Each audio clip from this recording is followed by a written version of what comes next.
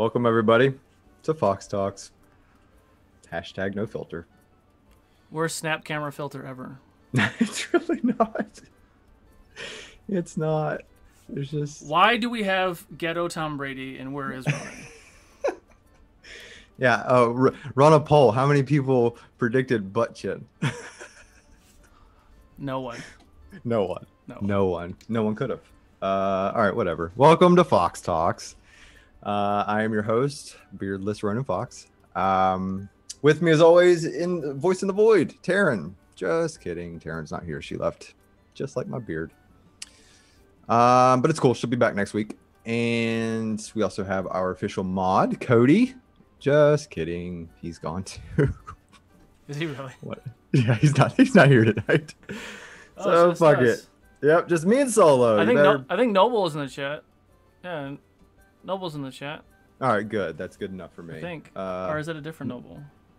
No, it was. Oh, there's Chills. Yeah. Yay. He's here. Yes, you're on the right channel. Yes, my face got significantly shorter. Whatever. So yeah, just me and Chris tonight. Just in time for the butt chin. Yeah, you're welcome. Whatever. Let's hit up the sponsors. Pay for this bitch and let's then dive in. All right, move on. Okay, so sponsors we got. First up is Critical Dice. So big shout out to them. If you go to their website, enter in Fable42, you can get 20% off of any non-subscription based merch. I just got my most recent package in today, actually. So I've got little Frostguard inspired dice. Second sponsor is Griffin Co. So anything that you see that is 3D printed on any of these campaigns that we will be talking about shortly is brought to you by Griffin Co. There's a code, right? You can go to Griffin Co, enter Fable42 and get 22% off? That's correct. Okay, cool. Cool. All right. That's all the business. You're getting so good at your show. I love it. I know. Got that out of the way. So I still have no idea what I'm doing. You have nothing better to do. So let's take one single breath. Hit me with that intro. And let's start some Fawks Talks. All right.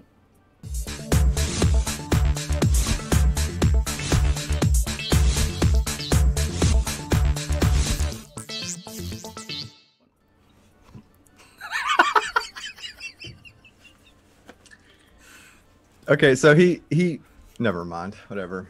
No, he talks to me and keeps me distracted, and then I can't take a drink. No, I literally wait to bring it back until you are taking a sip. It is literally the busiest 5 seconds in the business. Okay, so wait, no, shut up. I had a wizard joke, right. But I'll leave it alone. Oh God. Let's just jump in. All right, let's go ahead and start this. Let's take a look back at what the Fox happened this week in the tabletop world. Not a lot of Dungeons and Dragons news this week. I will say that one big news for the gamers out there, Dungeons and Dragons Dark Alliance dropped a gameplay trailer. It looks super dope. It's tagged as like the spiritual successor of Baldur's Gate Dark Alliance, and I'm loving the feel so far. Loads of like swords and spell goodness, middle fingers, language that my mother said would make me unmarriable. Joke's on you, Mom. I found somebody that makes me look like a damn Puritan. Anyways, the trailer was brief, but if you watched it, you did get a glimpse at some of the playable characters, including the OG angsty rogue Drist. So I'm sure Taryn will be stoked that she can hack or slash a little emo heart out. Don't think there is any word on if there is a character creation. I don't think there is, which is a shame because I think Icewind Dale needs a little cookie peach tree to liven the place up. So I think that's the one thing it's going to miss. But looks like we'll have to settle for Greyhawk for him. So that leads me right into the absolute fucking chaos factory that now is Frostguard. Holy shit. How the tables have turned there. Once the Taking Back Sunday event run, this group is now looking more akin to the cracked out Care Bears. Leo seems to fit in okay, but poor Himian looks like that Halloween Babadook meme. So out of place. He's like the goth guy that got somehow talked into going into a Teletubby performance. I think he'll eventually get along with Ari. She's cute, but you can tell that she's got an edge there. So Cookie, on the other hand, is literally devoid of edges. He's a fucking circle. Ari is a Noblin, which sounds like a schoolyard insult, but it works. Meanwhile, Cookie is a Corvu, the fairy race, wings included. And now I'm going to look even more like that race, I guess. Anyway, these two caused nothing but chaos and social awkwardness that made poor Leo's beard fall out. He was immediately put into some sort of like weird father figure role, which checks out because meta, when I wanted to know what Cookie would do, I simply thought, what would my 6-year-old do? I will continue to do so, so expect more jokes and possibly glitter in the future. Speaking of microscopic mayhem, there was one key member missing, though, Crixie. No word on if she's alive or dead, but God, I hope she is alive, because with her, I believe the three of them will be a trifecta that is utterly unstoppable, unless they're forced to have like some sort of intelligent conversation. And speaking of a general lack of brain cells, guys, Vault42. Wow. Pawn definitely adds something to this group, but it isn't a wealth of critical thinking skills. For starters, he still thinks Tipper is some sort of savvy gang leader, but he took it to a new level as he tried to defuse landmines by running through a building, and after successfully not getting turned into bits, celebrated with a nice swing on a playground set. He reminds me of a lot of my cousin Roy, the only difference being Roy was hooked on whippets, so at least he had that excuse. But I think even he would have avoided, quote, the field of dicks that Marcus located on a treasure map. FYI, for all the people in the chat there, if you want to make a joke about Field of Dicks, don't Google it. I've now seen the movie, and it's exactly what you think it is. Cool tagline, though. If you build it, thoughts will come. I thought that was clever. Anyways, there's this treasure map that was found on some dude wearing a red shirt and khakis, so I'm guessing he worked at State Farm or Target or something. But either way, it leads Clay and Ash to go swimming in the water that makes Flint, Michigan look like Fiji. But lucky for them, they're so mutated they can't get more fucked up. We have a similar condition around here, but we don't call it mutants, we call it inbreds. Kidding, we just call it family. But I digress. The search does go turn up a box, but we'll have to wait and have a Brad Pitt moment. You know, what's in the box? Because it turns out that Gil skimped out on the batteries for a sex doll, and now Tipper's shutting down. Not to worry, though. Clay is ready to dive inside her and diagnose the problem. Actually, very similar to the last scene in Field of Dicks. And on that note, on to another casual creation. This week was the start of Volcania, a steampunk world that shows that regardless of the setting, we're still going to be a bunch of fuck ups. You're gonna make fun of me. Never mind. I don't like this anymore. I am. Oh God, I see all these teeth now. Fuck. All right. This is a lot of teeth, and I'm a West Virginian, so that's fucking saying something. I am a true West Virginian, though. I am missing one. There you go. Anyway, sorry. All right. So anyway, this is an interesting assortment of characters. Not least of which is the metal face Abrab Ripcord, sneaky dagger wielding cutthroat. If I didn't know any better, I'd say Lindsay had a type. And speaking of consistency, Solo likes all of his Sunday characters to have the same aesthetic, apparently, so it fits that he didn't even make it through the first episode with 2 hands. Round of applause for his dedication. I can only now see him as John Silver from Treasure Island, and if you don't know that reference, look it up because you won't be able to unsee it. He really does look like him now. Either way, it was a great debut hitting... You know who I'm talking about? Either way, it was a great debut hitting all the steampunk vibes. Airships, trains, mechanical surgery. The only thing missing was Selma Hayek and a subpar Will Smith song. Oh, and Solo's hand. Yeah.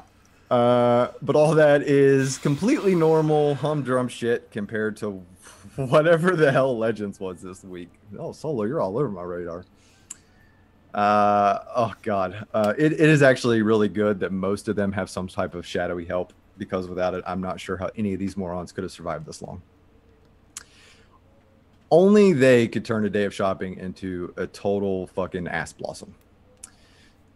You got Rex cheating on Jinx with a shadowy waifu, but I speak from experience. He's out of his league there. That woman is 10 pounds of lunatic in a 5-pound bag. who also, by the way, is kind of in love with her dad. So we'll get to that later. At least a schoolyard crush. At least a schoolyard crush. But you know what? Lucky for Rex, that he's too dumb to realize that he's actually cheating, so that works out well for him. Oh yeah, spoilers. Sorry. Maybe he should just make a robot that looks like Jinx, but then could be occupied by Anna and just fucking work for Gil. But if you thought that was ridiculous, let's just jump right to the damn orphanage. This was a Nickelodeon nightmare. What started as a donation drive got driven so far off the rails. I'm surprised. It looked less like an episode of Shawgal and more like an episode of, like, I don't know, fucking Rugrats or something. Cass and Mata do their best look who's talking impression while Hemian Travoltas himself into a fight with a hag. The show is just nuts. And considering Daffodil wasn't even fucking there, that is saying something. I'll just put it to you that way. April just said there will be a Rugrats one-shot one day. That's true. And actually, the filter works now on me. So, yeah. Okay, so the fun train didn't stop. It went all the way to Realms. And this week, the Dawnbreakers, or as I'm starting to call them, the not-so-good buddies, got into a fight with Rook's dad. I'm not sure if that's canon, but it was a Yuan-Ti vampire. So, but, you know, he sounds very ominous, being a Yuan-Ti vampire, but the most heinous act this week was killing innocent souls, and that was actually done by Kiwin. It's fine, though, because her alignment is chaotic simpleton, so it's fine. What else? Well, the two cats proved themselves pick of the litter as both perform well in the fight. Difficult to get a read on Orion, though. He either wants to bash Eclipse with his paw or break out the catnip and start giving tongue baths. It's really hard to tell at this point. Carrick also had a solid fight, stepping up to a giant snake, but only after it turned into a tiny girl. But in his defense, he was probably just distracted, thinking of his dead dad. And speaking of things that should stay dead, we got a glimpse at another one of the human Rolodex's trap personalities. Getting awfully crowded up there, Nafco. How long before we see clicks breaking off in a full mutiny? My mom had a similar psychological break, and it was very sad and dramatic, but it was an absolute blast to watch, so we all have that to look forward to. Yeah, that's pretty much the week, I guess, in the What the Fawks happened this week. That's it. So I don't know. How was your week, Solo? It was good. It was good. Yesterday's Yaricon game was pretty awesome. So it was kind of fun to, you know, do something a little different, tie in some interesting spoilers and breadcrumbs for some of the other shows and things. So that was interesting. Yeah, that's true. The spoiler that I mentioned earlier was from that game. I won't go into it just in case, because it's only been less than a day. So I'll give some people time to watch it. But it's interesting, and it adds a lot of layers. But yeah. Well, we also got started officially on the lore stuff again. So we finally started our regularly scheduled meeting this week. So that was pretty cool. We covered sort of the world structure, and then we also covered no, we didn't. Did we get into faction? Jesus, no, factions. No, we did not. Yeah, that's next week. So we just covered the world and then we covered the continents. Saros and Bukri and then Hylac. Yeah, so we covered some of the continents. So a lot of that, actually, and some of that stuff ended up coming out on Realms a little bit there too. So it all sort of just ties in. It's fucking magical. It is. It's very exciting, actually. Yeah. I shaved this week. So that was the one thing the one important thing I did. Did it for work. It will be back, maybe. I don't know. I'm kind of liking this. I don't know. It's summer. It's hot. Whatever. Also finished the synopsis for my book. Started writing the first chapter, so that'll be coming soon. Taryn's gone this week. She is on a trip. She'll be back next week to give me shit. I literally was very strategic about when I had to shave, just so she couldn't make fun of me. Because my sarcasm is not as bad. That's true. Yes, it's yeah. Well, yeah. No, but less is better, I think, in this case. Interesting. So 2 people making fun of me is more difficult than Rook is 1. watching right now. Oh, whatever. Okay, what else? So we got Volcania. I want to talk a little bit about that. I'm doing the recap this week of Volcania. Oh, you are? I am. I started having Jordan send that to me. So that's an every other week or every other Sunday thing. You're doing it last, right? No. Should I? I can jump around. I don't have a graphic for it. So, oh, fuck. I didn't even tell you, did I? You didn't. Nope. This show is so professional, you guys. No, it's fine. It's fine. I can just use. I can use the Realms one. Not the Realms one. The Fable42 one while you do it. Okay, that's fine. Yeah, so we'll start covering that.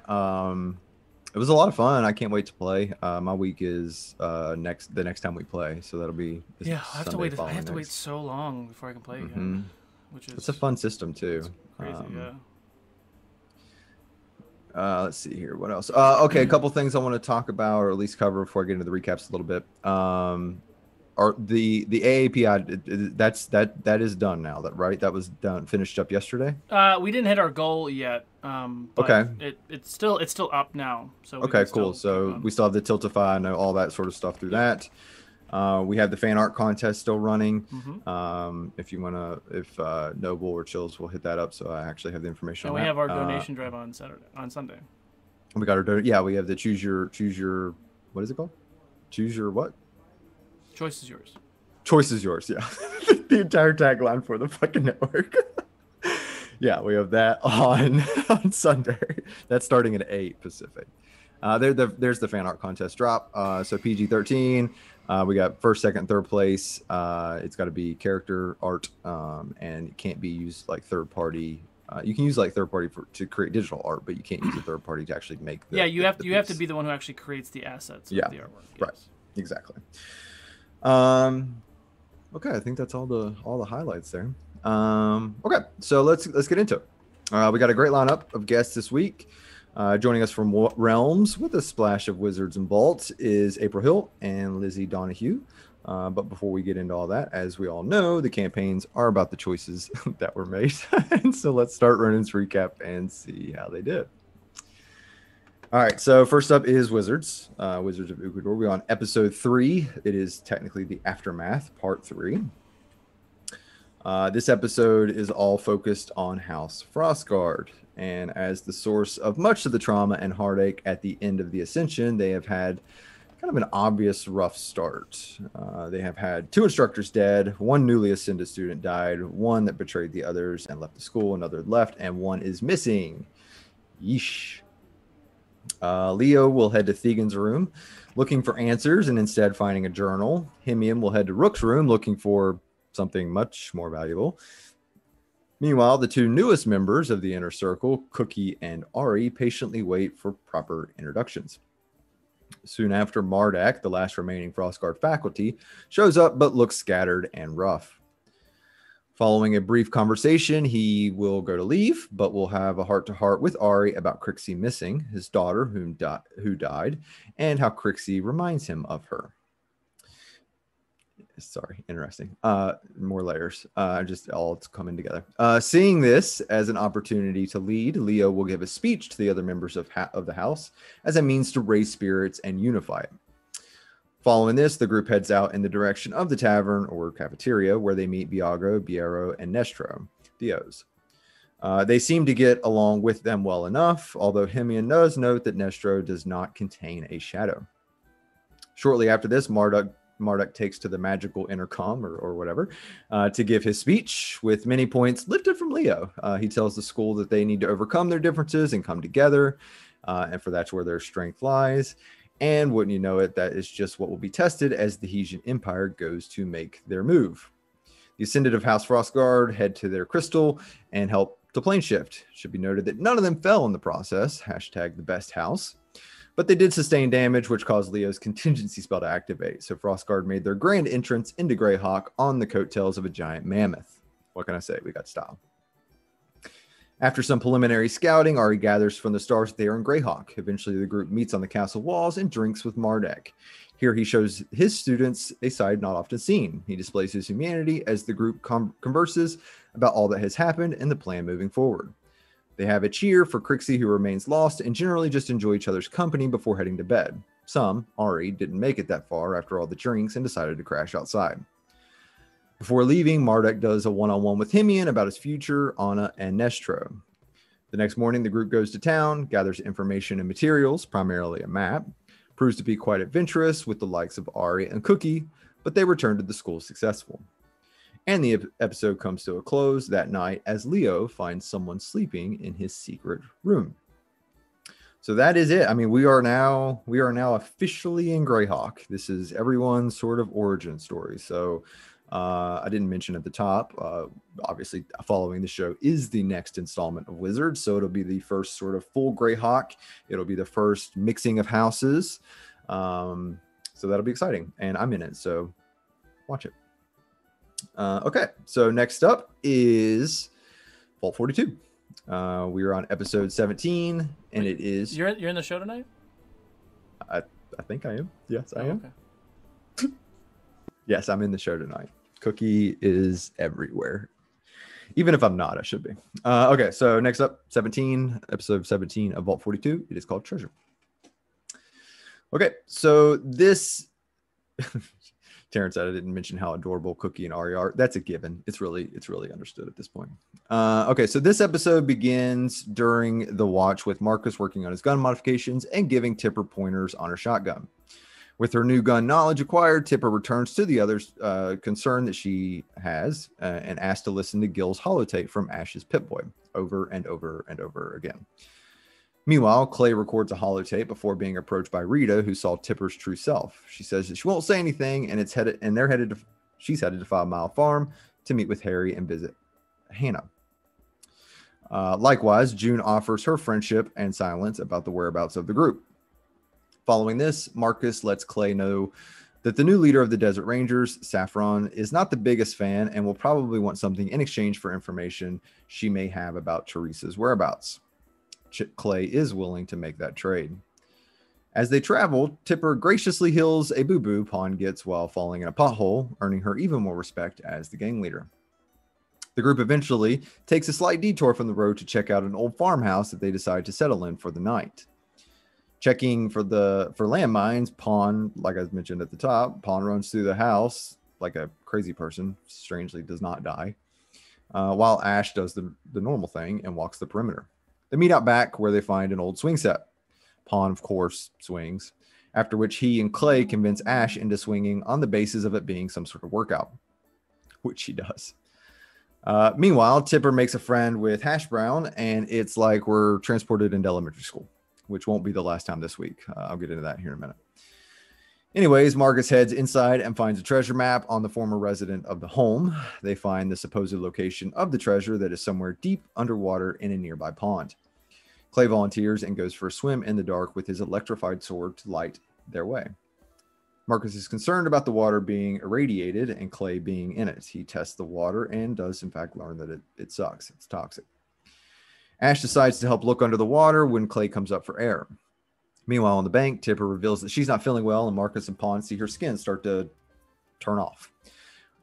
Marcus is worried about now both Clay and Tipper, says that he thinks that there may be somebody who could help Tipper's enhancements at Fort Stockton. Clay and Ash find various things in the water, but eventually do find a box of treasure. They emerge from the water, though, and find that Tipper is shut down. So we got to wait to find out what's the result of Tipper and what is in the box. So that is pretty much where we're at.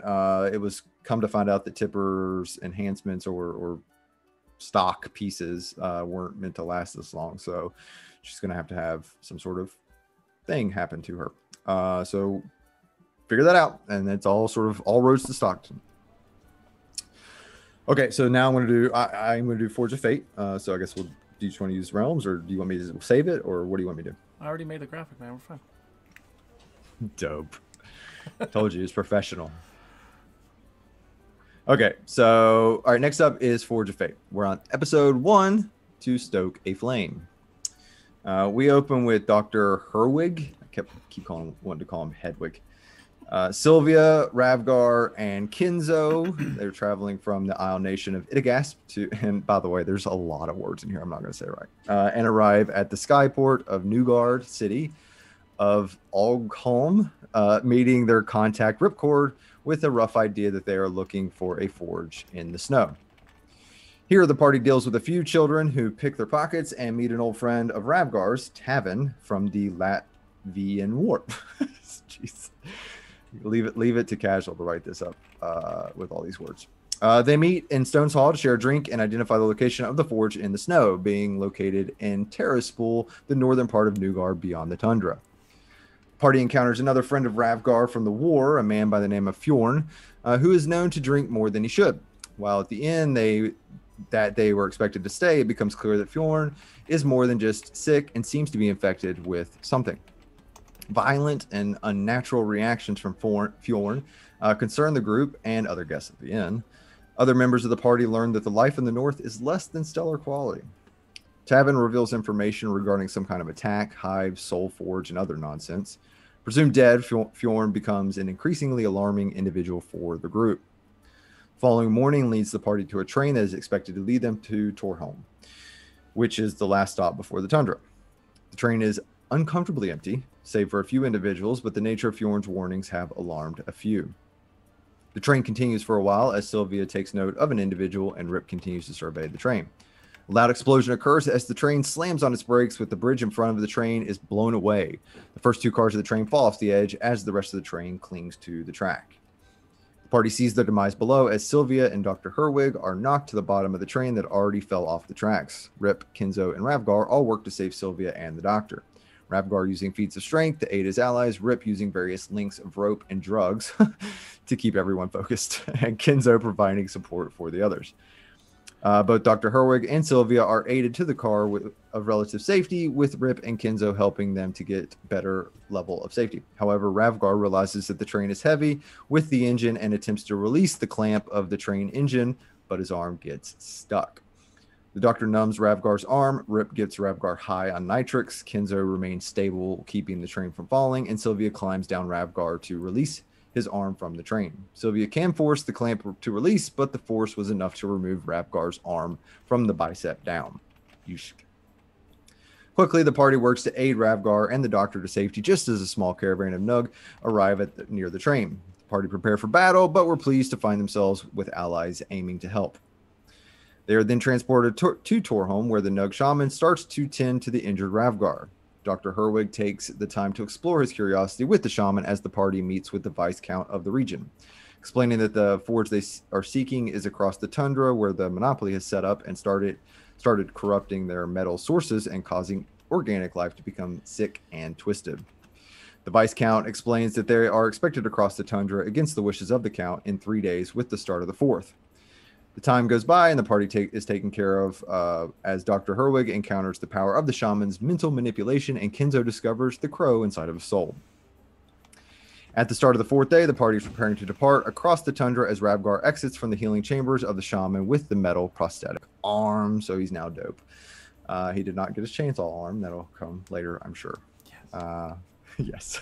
But yeah, it was a great episode, and that'll be this week is an Adventures of Middle Earth week, and then the following week is the next episode of that. Okay, so next up is Legends of Shalgal, episode 22, Raven's Rest. Ridiculous. It's the funniest show, though. Okay, we begin as the legends awake in the Resting Raven Tavern in Fithich. Jinx wakes up before everyone, at least so she thinks, to meditate in the freezing canal of the city, meditating on moving past the shadows and the teachings of her father, communing with Wisage. Cass, also waking up very early, notices Jinx leave and goes to meditate himself, kneeling to the east as if he could actually see the sunrise. After a quick word with Cass, Jinx sneaks back into bed, Rex totally noticing but not mentioning it. Rex wakes up at his normal time and heads to the library. Meanwhile, Mata notices Daffodil is gone, but does not remember when she left the room. From there, Mata and Frizz discuss looking for her, instead deciding to send Oscar after her. The rest of the legends awake and meet up at the tavern to discuss their plans for the day. Shopping! Sort of. With Rex holding most of the money, the Legends head to the library to find him and go shopping. The Legends find Rex in a shadowy corner of the library surrounded by books. They see a book slide off the table with a shadows catching it, closing in and placing it back on the table. Jinx gets jealous. Cass notices, and Rex, of course, has no idea. Leaving the library, a few of the Legends spot a shadowed female figure sitting where Rex was sitting, reading the books left behind. Cass mentions to Rex that he should probably talk to Jinx, and he'll have his chance as soon as the Legends head out to go shopping. Once there, Frizz gets a portable forge and meets a tinkering goblin. Rex does have his talk with Jinx, discusses Anna, says I love you in Jinx's native tongue, and somehow that manages to smooth things over. Oh, young love. Following the general store, the Legends head to the apothecary to get ingredients and meet a blind furball. Cass and Mott to get a bunch of rations, like a bunch. Frizz sets up his forge in an alley by the apothecary, and Mott helps Frizz craft and tinker.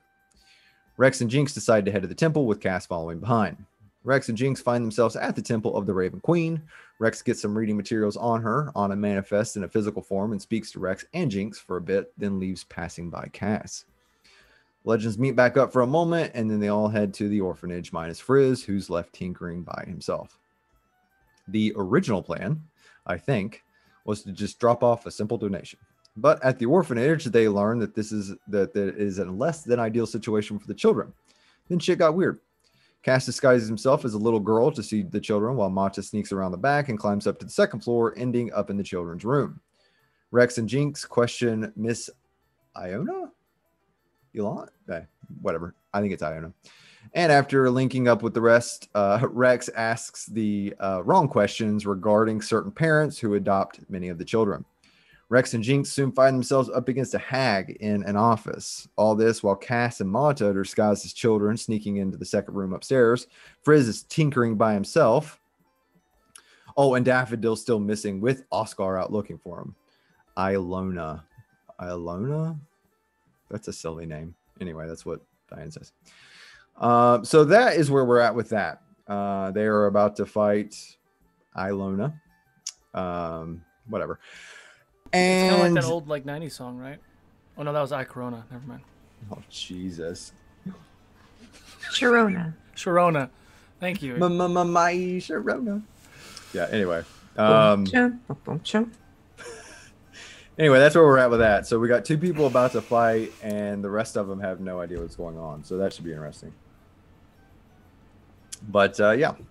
All right. So that is it for that. Moving right on to, last but not least, Realms of Ukador.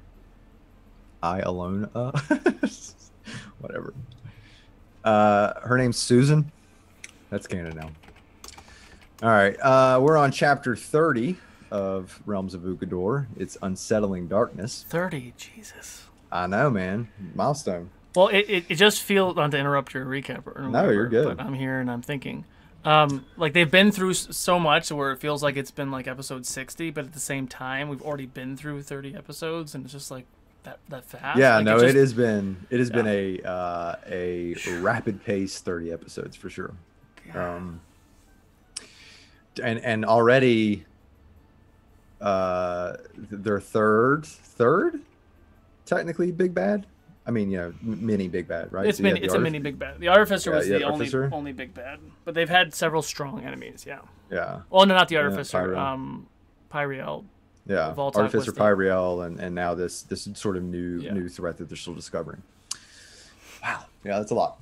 Okay, so Dawnbreakers, if you remember, just fought or just had a weird sleep arrangement with being watched by a vampire. So this episode picks up right after that, with the Dawnbreakers awaking the next morning after their night of that shitty rest, being watched by Reynaud and his monsters, I guess. Gathering themselves together, they venture down the mountain towards the Honka truck, discussing with Zayaku and what Reynaud was and what they have gotten themselves into. Upon arriving at the Honka truck, they find Noble and Chill safe and sound. The group discussed the next steps a little longer before deciding actually to head back up to the crypt and remove this Yuan-Ti vampire from the world.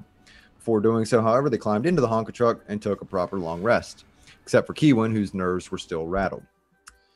Awakening around lunchtime, the Dawnbreakers pack their things and travel back up the mountain towards the crypts. On the way, the group asked Zaiko about the weaknesses of the vampire, to which he only informed them the little that which he knew.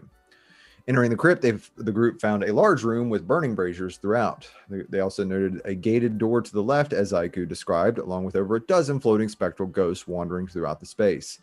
Kyriel misty stepped to the other room to open the door, carefully traveling through the hallways before entering an inner chamber where they found a large coffin at the end of the room. Zaiku walked up to the tomb and opened it while Kiwin cast Dawn on the coffin. However, Reynaud was not in that tomb. The group looked around, slightly panicked before leaving the space. However, the hallway was blocked by those same spectral creatures, but not for long. Kiwin cast Destroy Undead with the ghosts, or on the ghosts, and they were removed from the hallway. Traveling back to the main room, Kiwin cast Sending on Reynaud, who answered. She asked where he was, to which he answered in the main room, waiting for them to return. Upon returning to the said main room, they saw him standing on the other side of the room, clapping and taunting the party, which didn't last long as they charged into battle. They fought well and organized, blow after blow. Even though he was immune to radiant and fire damage, the party was able to damage him enough for him to call for help. His bride arrived in her natural form of a large snake and attacked the party as well. However, she was not much of a match for the Dawnbreakers, as they all weakened her enough for her to revert back to her human form just in time for Eclipse to remove her head. Enraged by this, Reynaud turned into his snake form and charged the party once more. In this form, however, he was no longer immune to radiant damage, as Orion landed several well-placed attacks that weakened him enough to allow Kiwin to sweep in with a killing blow from a guiding bolt. On his deathbed, Nafiko spoke to him, attempting to extract more information before crushing his face with her mace. With the enemy slain, the spectral ghosts whispered thank you as they vanished from sight. Investigating the room, the group found a large regional map with several tokens scattered throughout, some of the Dynasty, Hesian Empire, and the Argu Empire. Alarmed, seeing the tokens and the locations on the map, Nafiko asked Facts and Zaiku had a secret conversation in their mind, sharing details of that map. Nafiko left the room as Zaiku shared what they had spoke about.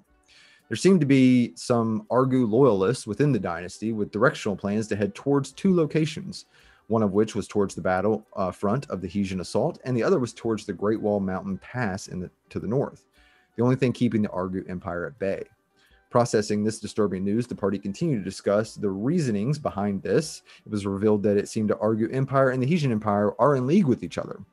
Deciding how best to proceed, the party investigated the space before heading back to the Honka truck. Unsure of the next step, the Dawnbreakers have vital information that is of great importance to the dynasty. So there's a couple things at play here. They talked about sending a message. I know not April, that's a real human. Kyriel talked about sending a message to some royalty that she knows to alert them. And then got the death glare. And what was the other one? Orion had talked about the key factor being the loyalists that are moving north towards the wall. So he is sort of staking his claim and heading that direction. Okay, so that's it. You guys are all caught up on the recaps. What we'll do now is take like a little short break, and we will be right back with our first guest, April Hill.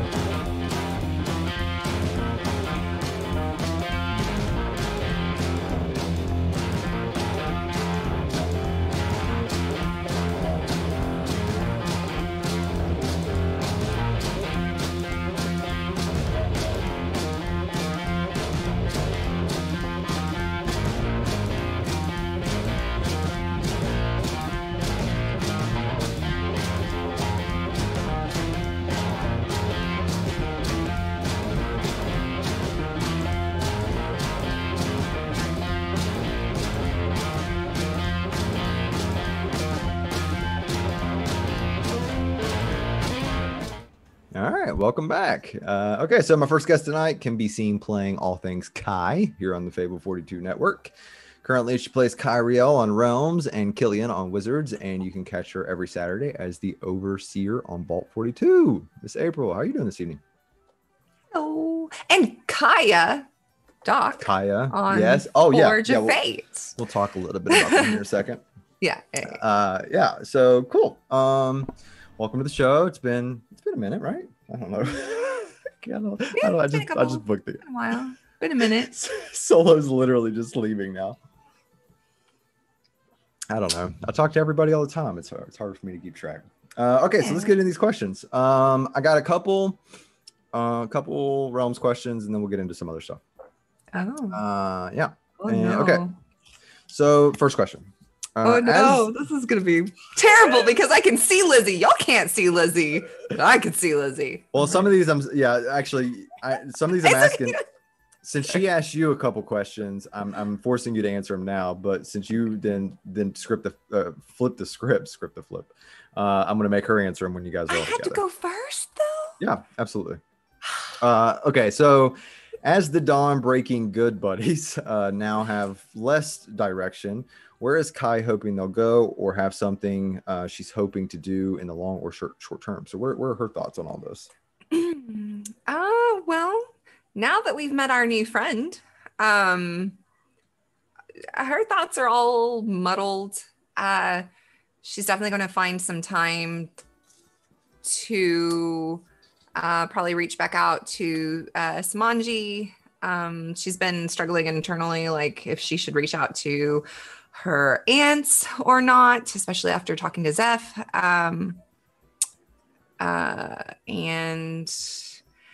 And then all of this information she just learned from Ray about the Genasi. So there's a lot of information coming out, being thrown at her, and she's processing it and also trying to help save the world in a sense. Right. Does that ever get, I mean, from Kai's perspective, is it frustrating that she almost seemingly never has time to really kind of explore that stuff? She gets tidbits on a bunch of things, but never really, like, it always gets pushed. It has to be because the world.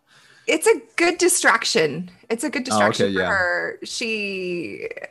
Because she's dealt with those people for so long, and she's I don't know. It's a good distraction. She's never really got to have friends before. She's never got to go out an adventure before, and so this is it's a fun experience for her, but it's also I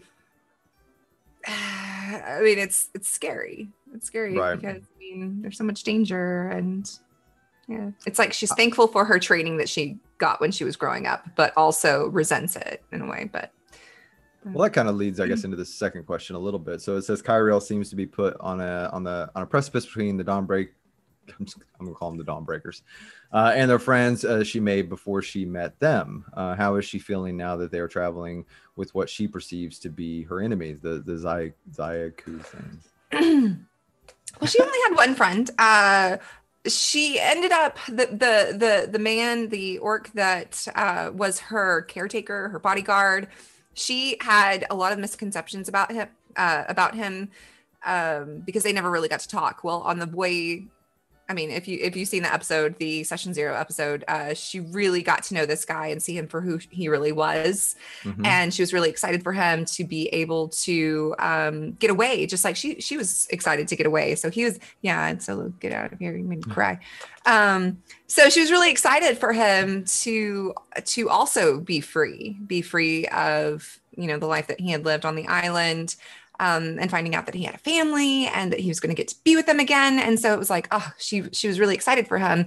And they had that kindred that they were both going to be free. And then it was snatched away from him just like that. Right. And seeing, I mean, his family die right before his eyes. And then now finding out that he's dead. It was heartbreaking.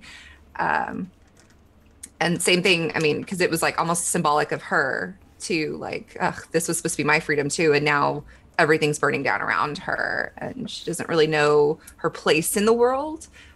Should she go back and tell her aunts what's going on, right, or should she continue on and try to find her own place and own purpose? So that whole scene, that whole thing was such a challenge because the other Realms players had a partner, and it was just you and me.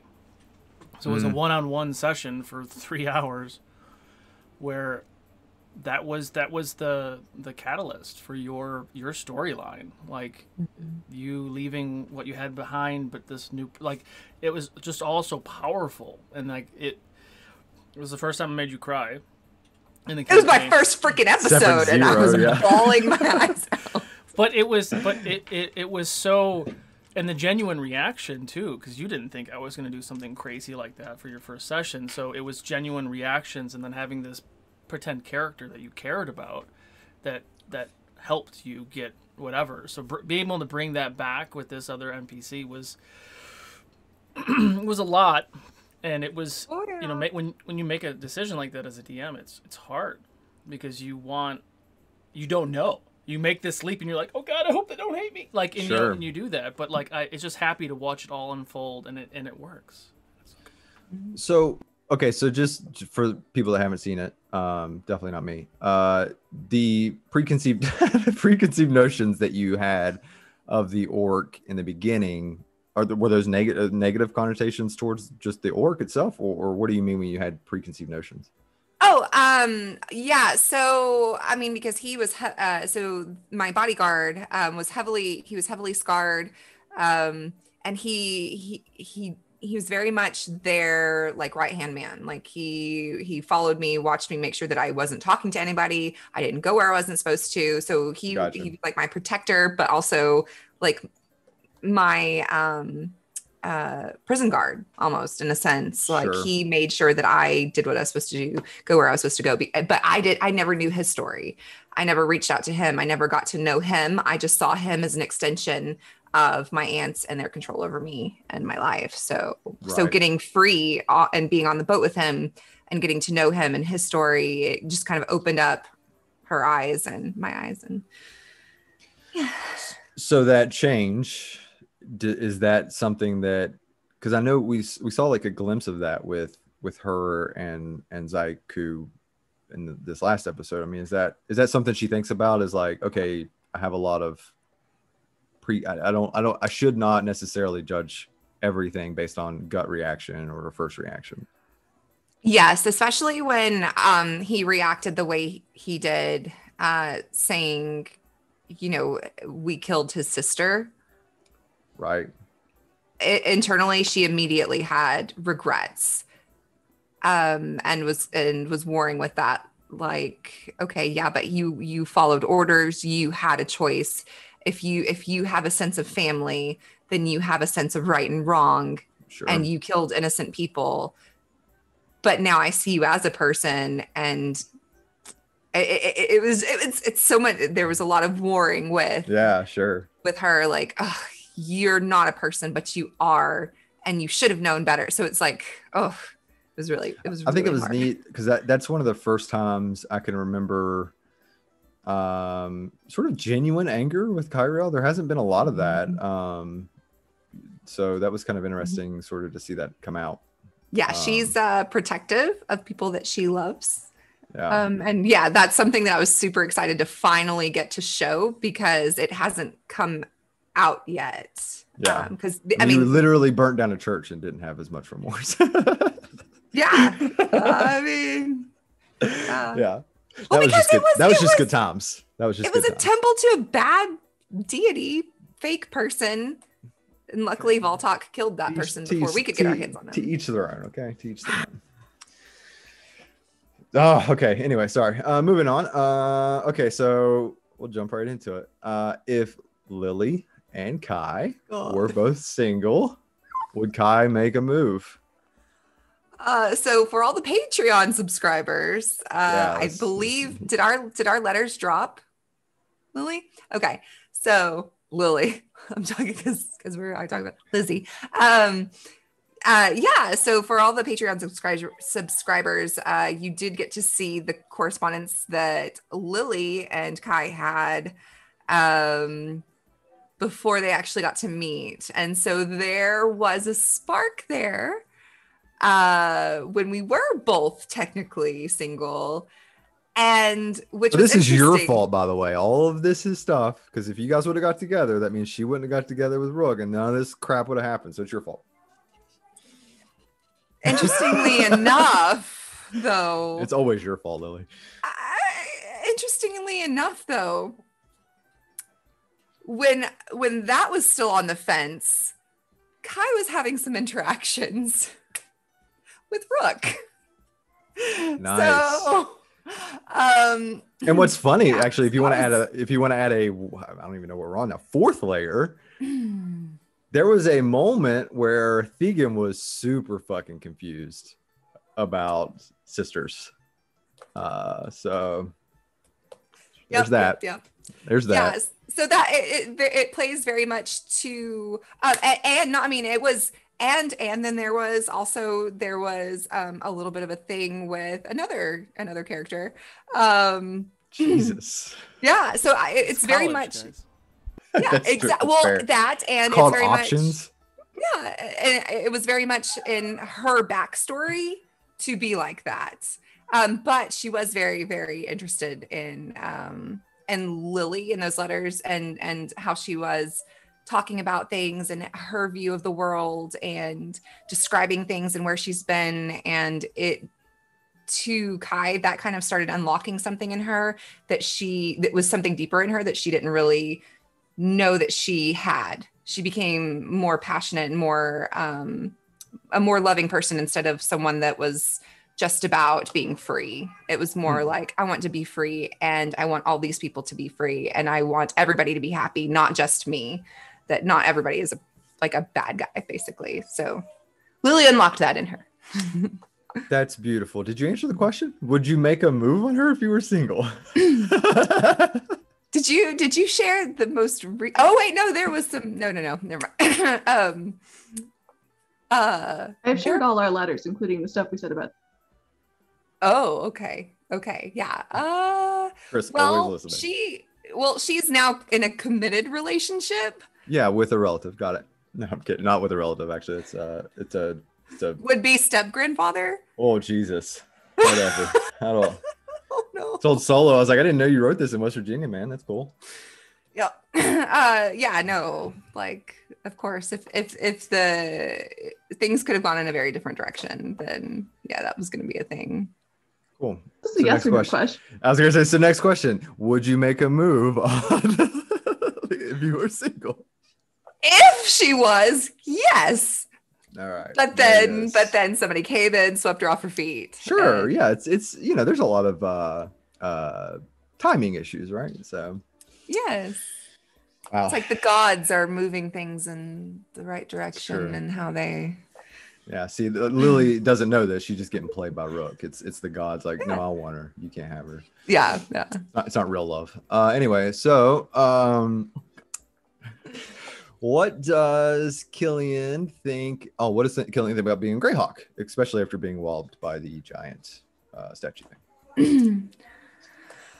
Well, now that the restrictions, she doesn't, I guess we haven't really found out if the restrictions on leaving the school completely. I mean, we left the school grounds. Yeah, we left them a little bit, but we haven't really seen how much freedoms were being given at this point. Of course, she wants to protect her friends that she now sees as family. There was a lot of emotional bonding going on, especially with her house during the Ascension episode.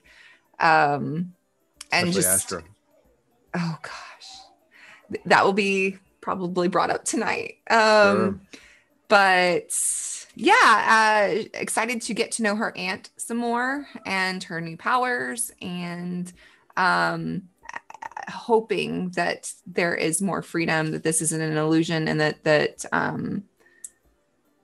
I didn't even put that together. I mean, she's wanting change, and I mean, obviously the location's changed, but the fact that everybody got to go out, I mean, that's a good first step.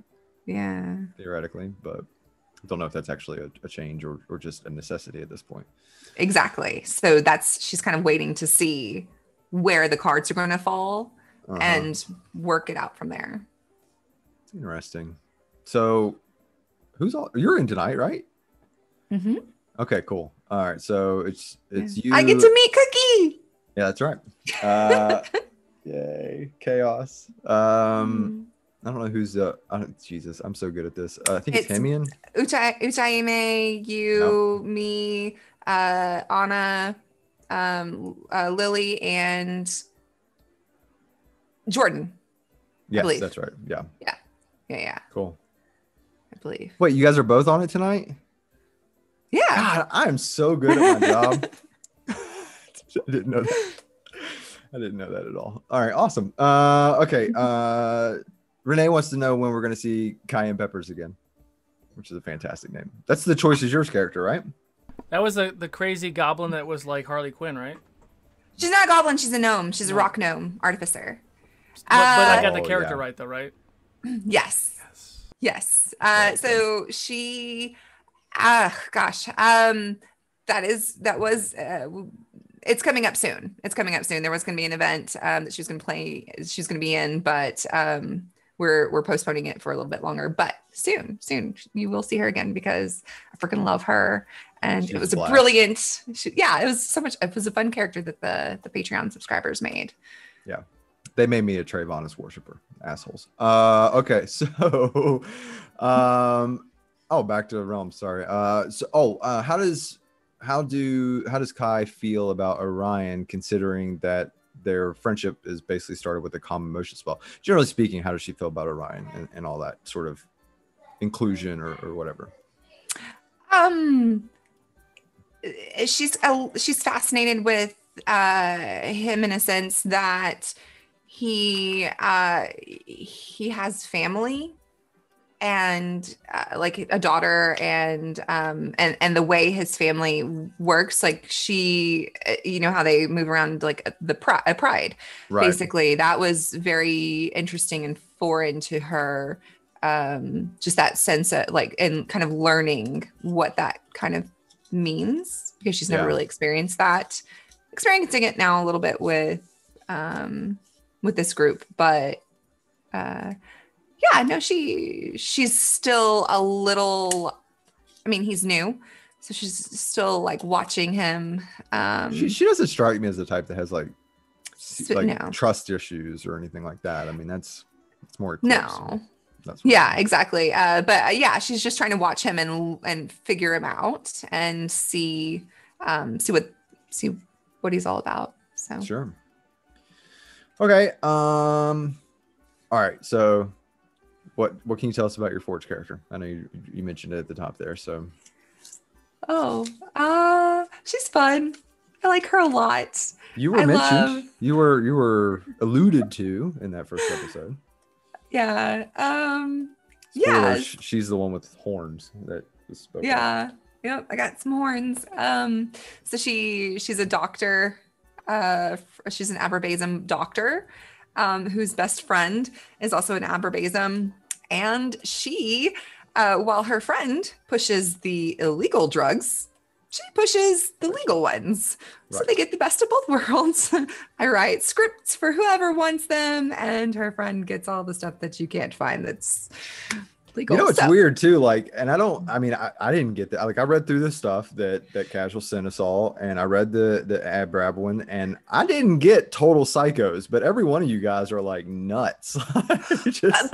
And then their personalities are supposed to be like not just like crazy psycho, but like they're supposed to be, angsty and Taryn and I have created characters that are not at all like, we're very much. The meme that was given was Pippin and shit, what's his name? I'm losing my I can't think of it. Meridoc. So the two hobbits, and that is to a T what they are. So look forward to that chaos. I'm excited. So you're a medic, so your team will have a healer. I don't know if ours does or not. So everybody's splitting up. We did a little one shot just for the people that are watching that don't know.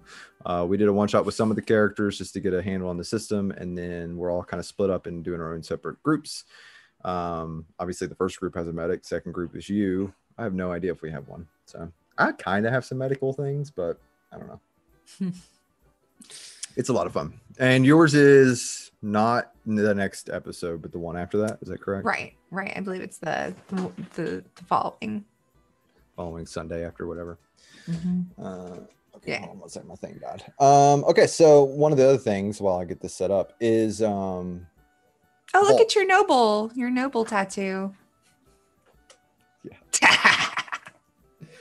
Yeah, I'm gonna go have a cover up done. I think. No, I'm kidding. Oh, it's pretty. It is. He's got a good color scheme. Why can't I tell him? So about the setups on Vault. So you guys are one of the last remaining bastions of physical setups now that he's on Telspire. So have you been working on any new ones? Well, Solo's still doing Legends He is still yeah. live. Yeah, That's it's a live set. one of the last. But are you working on any new ones? Yes. Actually, Chris saw a picture of the set for next week's. Yeah, so we're not playing tomorrow. We will be. Oh yeah. Tomorrow we will be doing a rerun of last night's GaryCon game. So we will pick back up with Vault next week. But there will be a set that I'm really looking for. I'm really excited about. It's pretty cool. It's a pretty cool set. Is it the fort? Is it? Can we say that? Is it? No, it's not. Okay, all right. It's not Fort Stockton. Okay. Okay. But it is something special that they are going to have to deal with. So yeah, awesome. Yeah. Yeah, that rerun is tomorrow in place of Vault. Watch it. It is gonna be. I'm streaming it as it's live, so it won't actually be it'll be a live show, but it is okay, gotcha. Pre-recorded from Thursday. Pre-recorded, got it. Yeah, it'll be live on that time frame. And there's spoilers that we won't talk about yet. If you missed it, you can watch it. You'll want to watch it because there's some lore drop for just a little that I might have been involved in. I'm gonna make fun of it tomorrow or next week, so stay tuned then. Okay, cool. Well, thank you, and we're gonna come back and do the 4-up, and you're gonna do the game with us, right? Yeah. Okay, cool. So give us just a minute. Just go ahead and tell people where they can find you on the socials and things.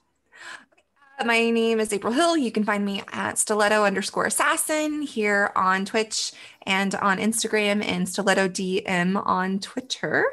And I'm the overseer for Vault42 Saturday nights at 6:30 p.m. Pacific, and lots of other things. Stay tuned for tonight, Wizards. It's gonna be fun. Hello, Segan. I had to do it one more time. Okay. Do it one more time. Yeah, he's dead. All right, cool. Thank you for joining us, and we'll be right back with our second guest. Okay.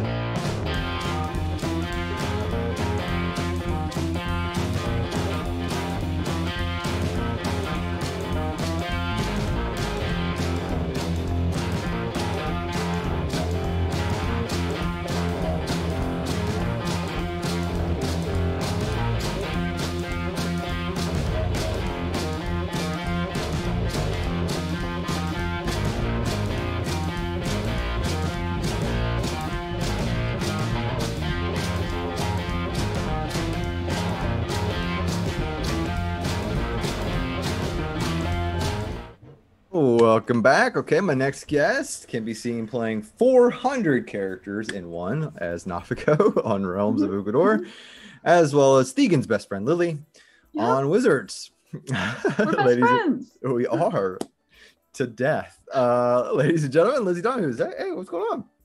Hey, I'm also going to be in Volcania too. That's right, and we'll get into that here in just a second too. I'm excited. Yeah. I'm very excited about that one. We'll tease that one in a little bit. Okay, cool. So let's just jump right into some realm stuff. Yeah, sounds good. All right, so Nafiko had a deep experience with the Zayaku, and last session, where does she think this leads? Like, what is she hoping to gain by this sort of connection that she has? Yeah, this was a good question. I mean, I think right now Nafiko's super objective is to try and understand as much as possible about what was done to her, and maybe figure out, if possible, what can be undone.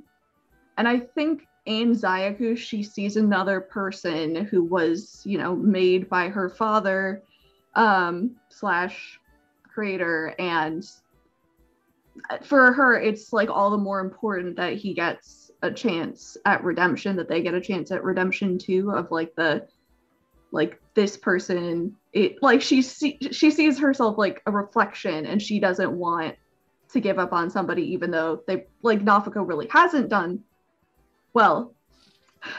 Nafiko hasn't done too many terrible things. Gotta ask the question about some that other too. People inside her, maybe. Facts. So she almost and I don't know. I mean, obviously it's not unhealthy yet. I mean, you're just sort of searching for answers, but she does very quickly latch on to anything that is remotely close to the artificer. So I'm waiting for Solo to set a spike bomb. I've been waiting for a long time. Like I really He's given looks. No, there have been a lot of times where I've like messaged Solo and I'm like, hey, just so you know, like X, Y, and Z character would totally do something completely stupid if X, Y, or Z was done by this villain. Hasn't taken me up on it. So I'm sure that time will come. I'm waiting for you to forget.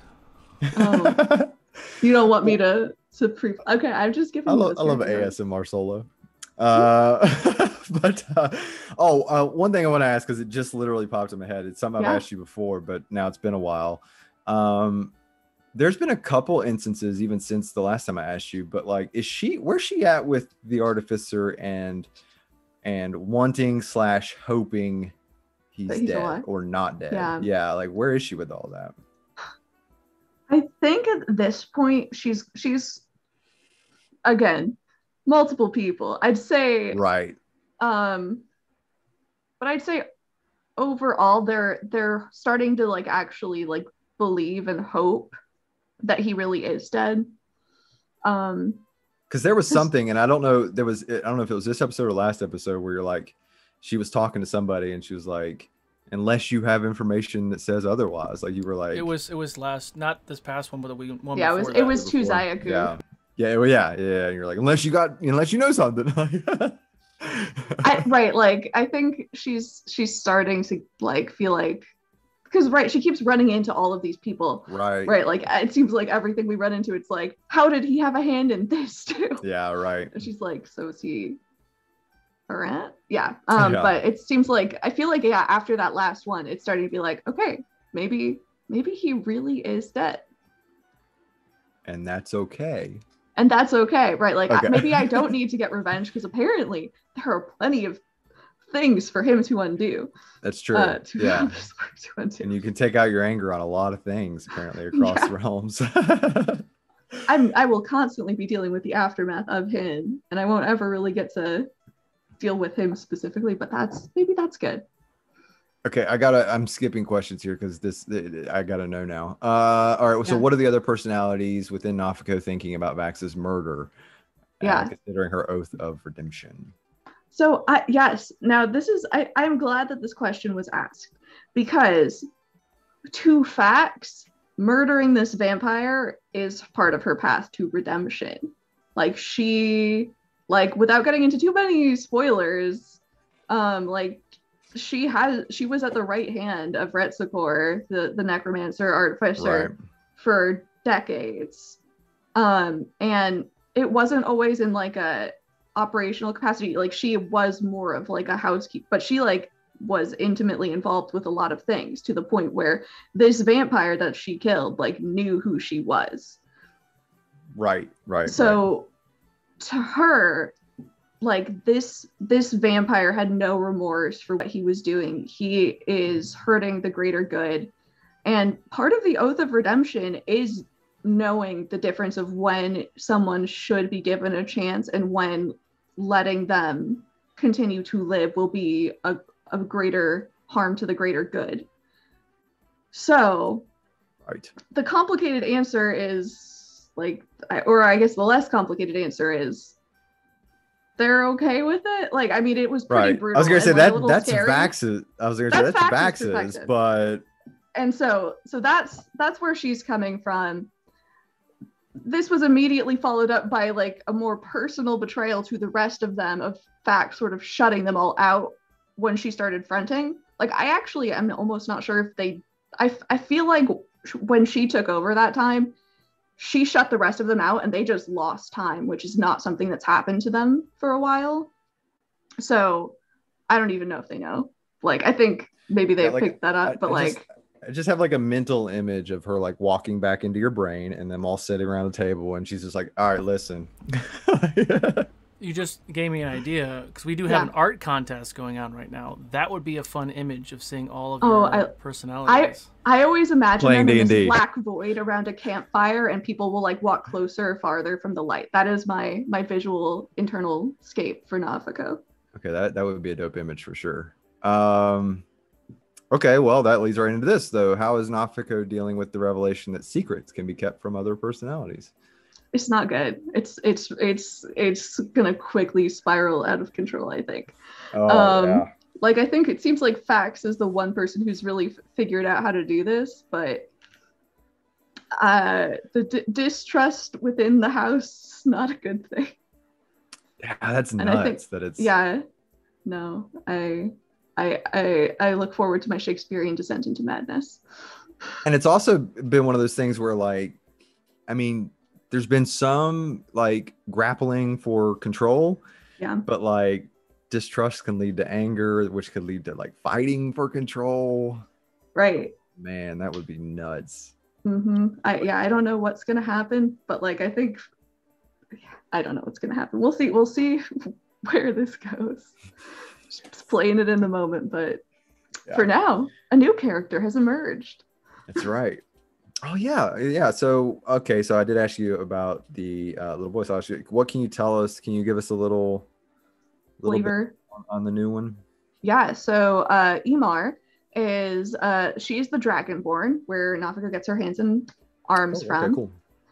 She is on the older, like this did not really come across, but she's actually a bit older. She's like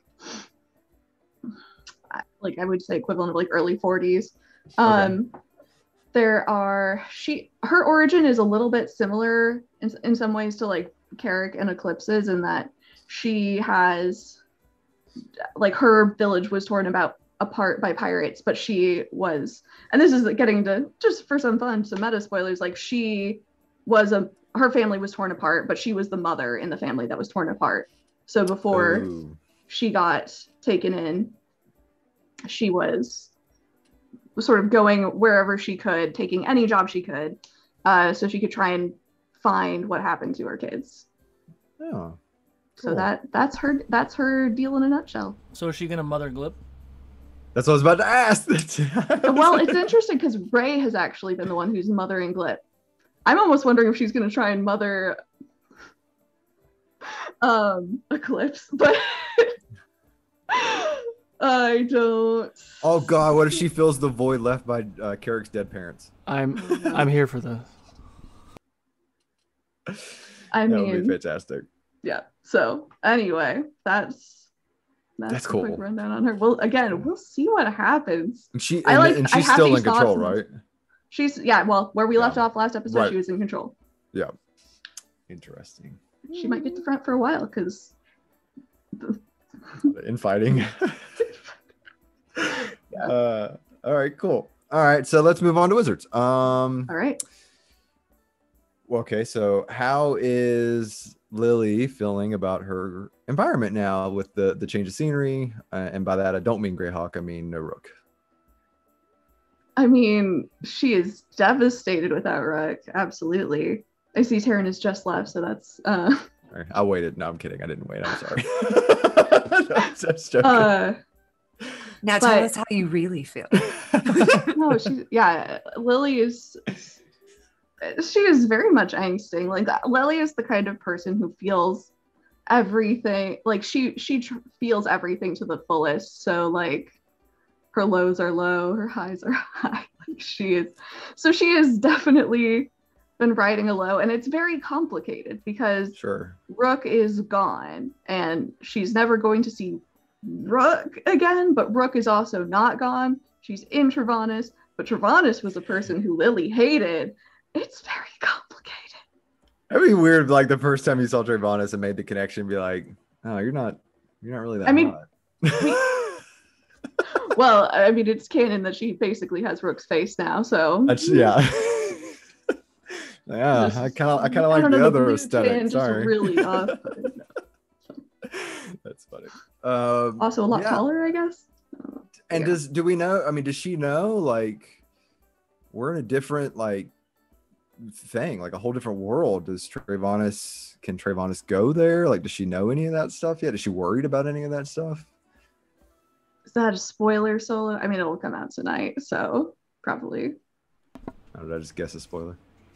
No, I mean, I would assume that the school is making all attempts so that there's no communication or connection to Ukador from any of the students. I.e., everyone's been asking about Ebdar. Like, you wouldn't be able to scry or send Ebdar a message because the school is... And if Ebdar was off limits, I guarantee Trayvonis would be. Yeah, I mean, the idea is if you do make that connection, then that connection can be made both ways. So they're trying to protect their location because there are moles in the school. And they just haven't identified that yet. Gotcha. So how does Lily feel about I mean, obviously in the beginning, in the before times, she was very anti-establishment and sort of down with the school and all of its, law and order stuff. Is she still sort of on that train? Does she care about any of that stuff anymore? Or she's like, I'm dating God, fuck it. Like, I mean, as like much as I hate to say it, like she is a little bit right now like so overwhelmed by feelings just about Trayvonis that she doesn't care that much about what's going on with the school. Like that she did get a little. Fuck you, 1%er. Oh, I'm dating God. I don't care. But I mean, it's not like, oh yes, I'm just so blissfully in love with the goddess of death, right? Like it's like, oh God, what is my life? Like, yeah, right. Like everyone got to see that like last 10 minutes where Trayvonis is like, I want you to join me, and Lily is like, what the fuck? I just want like her greatest ambition in life was to just like have enough power to be able to wander the continent and like have a place in any great hall that she visited, and so. Being called to this, she's like, that's not even in the realm of what I ever thought I would want. And so she's like pretty torn apart right now, just trying to figure out. Does she have any, like, just out of curiosity, just popped in my head, does she have any like imposter syndrome of like this like all-powerful being likes me? Yeah, actually, like I don't think she doesn't think about it in those terms, but yeah, I think like you're my true balance, like excuse me, I think there's a little bit of a fear, like I think for her it's partly she's partly afraid that like Trayvonis sees this like, you are my true balance, like I'm in love with you, I want you to join me, and she's like and like the fact I stopped killing because of you, like so Lily's like on this for now, she's well, that's the thing, right? Like Lily's like doing this math of like, well, I'm in love with Rook. This person is like, she's had a few private conversations off screen, which will, get published eventually. But like, where it's like, okay, like I can see that like Rook is part of this person, but also like, if I say no, will this set her on a bad path, and will she start like killing a bunch of people again? Like the world teeters on your affection. And she's genuinely wondering, like, is that the case? Like that scares her. And like if she is really this person's true balance, then does she have a responsibility? And then it's sort of like, which I don't think Trayvonis wants her to be thinking about it in those terms. And like for sure, yeah, but it's like she can't not think about it. God, I didn't even think about Jesus. That's why I made Cookie Peachtree. He likes snacks and reading manga with cola. He is a Keebler elf. He really is. He's my favorite. Mm-hmm. All right, cool. All right, so I think Renee asked this one too. So tell us about what Captain Brutus wants most. This is your choice as your character, right? So what does Captain Brutus want? Captain Brutus. Oh, what Captain Brutus wants most is whatever is convenient for the story. No, here's the thing. Captain Brutus, God, I mean, okay, I've thought about this, and that's honestly probably the most true answer. My second most sincere answer is she wants the respect of her crew. She wants to be respected and feared a little bit. Sure. But Brutus is my beautiful improv character baby who is not deep at all, and I can do whatever I want with whatever the situation calls She's for. the Anti-Lizzy. Well, that's also another case, like just like Wizards, because Choice Yeah. was just a random one-shot for conventions that turned into our monthly donation drive. So Yes. all of the characters, we kind of dialed it back, so everything that happened before wasn't really canon, and we're now actually developing these characters as people. And I stories. never want Brutus to be as deep as any of my other characters. I just want Brutus to be my like comic relief, goofy character. The thing I like about Choice is Yours, and I've just played my first one, and I got Cleric, so I guess this doesn't really apply. But it's like you can fulfill like your murder hobo fantasy. You don't have, you know what I mean? You don't have to get like super deep. You can just like, here's a place, here, go kill some stuff. That's what I like about it. So, and I am officially a member of Captain Brutus's ship. So excited about that. Speaking of connections between you and I, let's talk about our Forge characters a little bit. So what can you tell me about wait, before we move on too far. Yeah. I feel like I do for the viewers have to answer the question that was reflected back to me from April. Oh no, we're gonna do that in the group. I want to see both y'all's. I want both. Oh, okay, great. Yep, Cool. Yep, I just want all y'all's reactions. Nice. Yeah. So tell me about your Forge character. Okay, so well, you know very well that my Forge character is Mustakal, who is a psionicist, and my character Abigail Ward is the little sister to Elias Ward, played by you, Ronan Fawks. Yeah, my character is very much built around being just avoiding conflict as much as possible. Oh boy.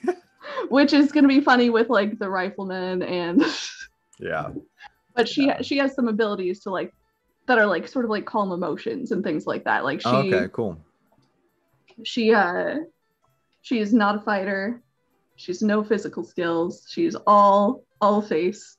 And this will be for the viewers. This will be sort of a reunion for us. So backstory wise, we've been separated for a while for reasons, and then we're coming back together next week for the first time. And yes, and I think it's going to be a completely serendipitous meeting.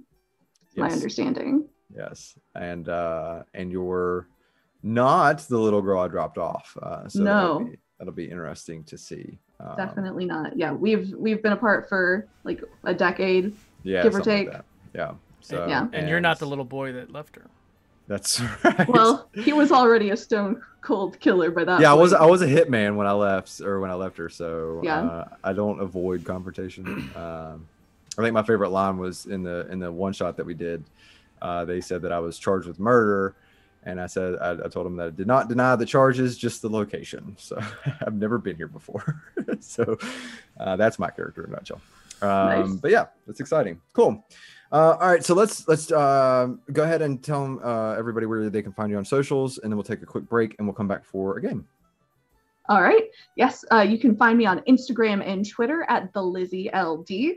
I am here on Wednesday nights as on Realms, playing 400 characters in one, as Randall said. And you will find me here tonight on Wizards and Volcania on April 4th. So thank you for joining us, and we'll be right back in just a second.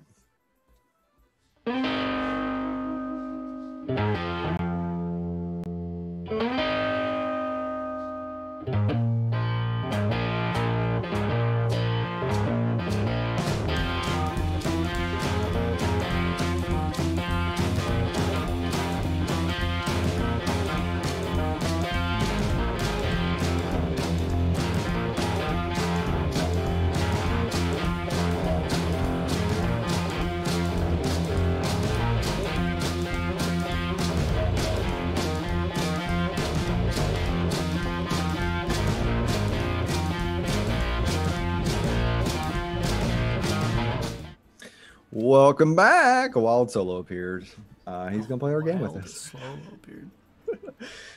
Since Taryn has to take stupid vacations and stuff.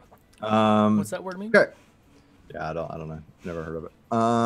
Okay, so a couple questions for both of you guys real fast, and then we're gonna get started into the game. I did promise it. So first question up: would Lily, if single, make a move on Kai? Yes, absolutely, for sure. Have you read the letters between them? So spicy. Yeah, no, it was. I have said this before, but it was a tough call because I had just made like a hard move on Rook, but then she left me hanging for a couple weeks. So in that couple weeks, I started reaching out to Kai. And Kai just made some really great moves. And hold on, the way you said that, it's like she left me hanging, so then I had to make a move on Kai, of course. just I was just having so much fun writing letters. This is like real life. Like I was like, I want to talk to somebody else, and then she started flirting with me, and I was like, oh, well then. Sweet. So now we just got to get the fire elemental hooked up with Rook, and then that way you two can be together, and I'll be a lot happier. Okay, cool. All right, so real quick, this was asked. I forgot who asked this. I think this was Ferrix. It says, what do you guys, since you're both on Wizards tonight, what do you guys think about Frostguard becoming the sort of daycare house with Papa Leo and Uncle Hemian? April, you can go first. Well, what do you think of just the general change of Frostguard? Oh, it's a change. It's a change, all right. Changes are coming. I'm interested to see. I'm glad how we got that guy, by the way. Yeah, I'm interested to see how those changes continue. And yeah, it's exciting watching everybody play different characters. So it is fun. It is a lot of fun to to have more than 2 lines per episode. So yeah. So okay, so what I think we'll do is I think we will play most likely 2. And let's I don't know, let's set some rules. So I'll ask the most likely 2, we'll have a discussion, then we'll come to some sort of consensus. I figure it's kind of like the what are they called in the yearbook? But like the awards we did at prom sort of thing? Yes, very similar to that. So we'll keep it to Wizard. Let's try to keep it to Wizards characters. Okay. And we can use dead ones. So Astra's on the table. Sorry. Sorry. She's actually all over the room. That's right. She's a little here and some over there. We tried to go get all of her. But Rook's not. So just FYI on that. Okay. So first one, most likely to hold a grudge. Anna. For sure. That's a good answer. That is a good. I was gonna say Thegan, but now I was. Oh, I was gonna say me. You also crossed my mind. I think Khalees would be up there for me. Yeah. Well, now Anna has a very good reason to hold a grudge. So it seems like House Moonlander, though, for sure. Yeah, all of House Moonlander. Yeah. The grudge house. Except Hemian. Yeah, that's true. I mean, I would say Hemian, but I think there's so many grudges against Hemian that it just waters down his grudge to anybody else. Yeah, that's true. That's true. You But have to be no, kind I of mean, grudge free. But he does have a grudge against Thegan and Rook. Yeah. But since Rook is dead. Yeah. So yeah, but okay. So I think the distinction we should be looking at here is like some of these grudges are for good reasons, and some of them like you pick up like really quickly, like snap judgments and hold a grudge. And like I think both of the Owen sisters. I've held my grudges the whole dude, show. Yes. Yeah. The whole show I've had. But if we're being like petty, and Anna too, petty the first time you see somebody, you automatically just them. Then it's the sisters for sure. Well, 100%. especially without spoilers for those of you who haven't seen the Gary Con episode, there's a lot more grudges coming from the sisters, I think, as well. So I think I would say the Owen sisters. Yeah, that's it's a tie. The sisters. Okay, next one is most likely to be that person on Facebook. Which person? Wait, no. That person. But there's a few different kinds of that person. We'll go with Hemian. Hemian. I still haven't posted that picture of prom of him taking his own photo. That's true. We'll go with conspiracy theory style person. Yeah, see, that's totally different than the like over selfie sharing. Yeah, we'll go conspiracy theory person. Okay. Astra. Oh yeah, she is like a gossiper. Mm-hmm. Was. I could also see Hemian for that one too, though. Yeah. Crixie. Leo seems the type of person that would get sucked into a conspiracy theory. but not voice it, probably just like That's internalize true. it. Yeah, that's true. Yeah, that's That's a true. good question. I think Astra's a pretty good pick. I think she would be the one to splatter all the gossip on anything. We were going to make a gossip column. Oh, that's right. You guys were going to make the paper. Yeah. Yeah. All right. Cool. All right. Most likely, this actually might also be Astra or the sisters. Most likely to have their own reality TV show. Ponzi. Ponzi because the Kardashians. Yeah, that's true. Utahime and Othello. Oh. I mean, honestly, yeah. Wizards is a freaking reality TV show. That's true. The whole cast. thing is, yeah, that's true. That's true. Yeah, every story could probably have its own show. That's fair. Get drunk and accidentally elope. That just sounds to me like some chorus shit. That's Olo and Khalees right there. Or Khalees. Yeah, for sure. Hmm. Who all was No, at that table that one day? That was Khalees. It was Khalees, Lily. Olo, Abdar, and Rook. I mean, So Lily and Rook. Ebdar definitely strikes me as a person, like, if he found like a overbearing partner, could be talked into getting married that night. Yep. Oh, okay, I guess. I mean, were Lily and Rook still? Well, then again, with all of you guys the would things get it. that There you would have would been a need to be marriage. drunk. There would have been a wedding. Oh yeah, you would need to be drunk. that's fair. Also, yeah, I don't know. Yeah, accidentally, I think is being the key word there. Yeah. I stand by my Probably guess. Olo and Khalees. Yeah, Oh, that's a Not good necessarily. pick. Not necessarily. That's the one where like Khalees would wake up the next morning and be like, "Oh fuck." Well, Like, both of them. that- Olo Both of them. too. Their heads. Yeah, turn Olo like- too. yeah. I don't know. I think Olo Yeah, 'cause is they're secretly like- in love with Khalees. No, I asked, Oh, and Lindsay said that it's not like that. That she thinks that I Olo. know that- I know that's Right. what people say, but when you watch on screen, it's different. True.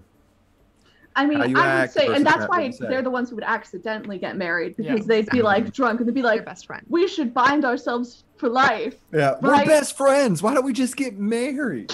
Exactly. Everybody else is rejecting us. Might as well get married. Yeah. Yeah. Heavens to just All right. Yep, that's true. burn That's me too 100%. many times. Mhm. Canon. You're the one I can trust, Solo. Get into a fight over some road rage. Get in a fight over some road Kai. rage. No, there's actually some God. Olo for sure. Olo would definitely kill somebody over some road rage for sure. Yeah. Yeah. That's true. Build a sex dungeon. Build a sex dungeon. Well, we know it's not Leo. Thegan by Anna's. Definitely not Thegan. That's Leo a different kind of already- dungeon. Leo already did, kind of. But he built a dungeon. I mean, yeah. I mean, it would probably yes, be Hemian. Casual. I is mean, he already has a popular, dungeon. He and just I, has to have I sex in can't it. disagree. Yeah. Well, you have to have sex with things that are living, Jordan. Yeah. No. Actually, you it's him, don't. man. That's fine. It's him, man. Yep. Gross. Yeah. I mean, given Um, what he said about him and Khalees. Yeah. Oh, That's some. I Yeah, can that's, hear it all the time in the room. Oh. Renee That's also legal. did say that she would shank me before I said I do. So that is also Mhm. that's true. going back to Ronan's Um, comment earlier in the show. Would she shank you or would Hemian shank you? I don't know. There'd be lots of shanking, and not in a good way. I'm gonna stop. Yeah. All right. Yeah. Okay. Cool. Have the most tattoos. Ooh. Olo already has the most tattoos. Olo. Yeah. She just. Does went Olo have nuts. tattoos? Yeah, she Mhm. took her three attuned that's items. right, are all yeah. tattoos. Yeah, that's Or right. Olo and Khalees, because Khalees might. Yeah, Khalees. Khalees is a too. pirate. I would assume he would have. He would have a lot. Who would secretly have tattoos but not share with anybody? Anna. Anna. Yeah, Anna. I was gonna say Donna. Ujahime. but yeah. Oh yeah, yeah. Donna. Ooh. Yeah. Yeah, that's true. I could it's totally Anna. see that. She's got like a Now little Lily would show. heart on her. Lily on would show, yeah. Yeah. her Actually, you know what? And she's in the chat, so she's probably gonna yell at me. But I would actually see Kizana being like the librarian chick, where she's all very whatever, but like in the back room, it's like whips and chains and tattoos. She's got the sex dungeon. Stop! What's the safe Poor word? Othello. Sorry. You're gonna unleash Oh, madness. you know what you did. You. No. Gross. Okay. Oh, To only most likely to only watch cartoons. I think that's a goal lock. Oh yeah. Yep. Yep. Well, yeah. and Or Cookie Peachtree. Cookie Oh, Cookie yes. would be up there for both sure. the two of y'all. Yeah, we're hanging out together watching cartoons. She's a good girl, says Usahime. We think. That's true. So what you're saying is she's the sub in this scenario. yeah. Maybe. Oh, that took a turn thinking about Kiz- Othello. Kizana needs a little ash in her life. Okay, who would be the most likely to get excited by yard sales? Nobody in Moonlander, that's for sure. Crixie. Crixie, yeah. I she can would. also see Leo being like that dad who's Yeah. like, this is such a good deal. They would go together, actually. Yeah. Yep. 25 cents for this? Aw. And I That's am a that steal. guy. I am that guy. Yeah. Love That me one I some yards. literally I was like, that was me. All right. To who's most likely to be a secret stripper? Chorus.